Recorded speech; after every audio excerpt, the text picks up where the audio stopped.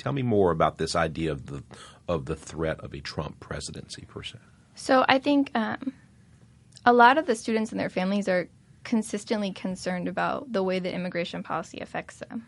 I teach students from like a variety of immigrant backgrounds, kids who are undocumented arrivals themselves, kids whose parents are undocumented, kids who are in mixed status families where one parent is a citizen or a resident and the other parent is undocumented, and also kids who come from like families that are legal residents of the United States.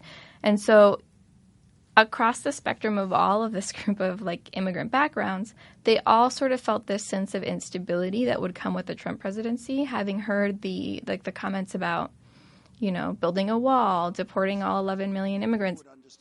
But when I ask the people that know more about the border than anybody, how important is the wall, and they tell me it is absolutely vital.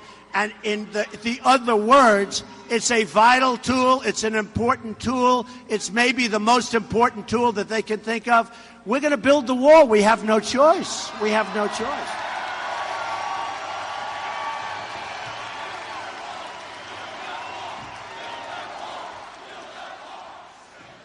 I think one thing that people don't necessarily know about the Latino community in general is that when you hear these sorts of statements, like we're going to deport 11 million people, people don't see a separation between themselves and the immigrant that's undocumented. Like you really do feel a sense of connection between, well, if they're going to get rid of my neighbor who's undocumented, why would they stop with him, right? Why would they stop there and not also do something with me?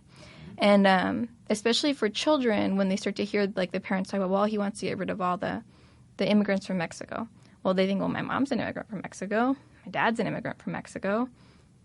My aunt, my uncle, my cousins, maybe I'm an immigrant from Mexico. So they start to realize that, it's not talking about some abstract group of people. It's talking about my community, my family, me. And that, I think, is where the sense of threat comes from.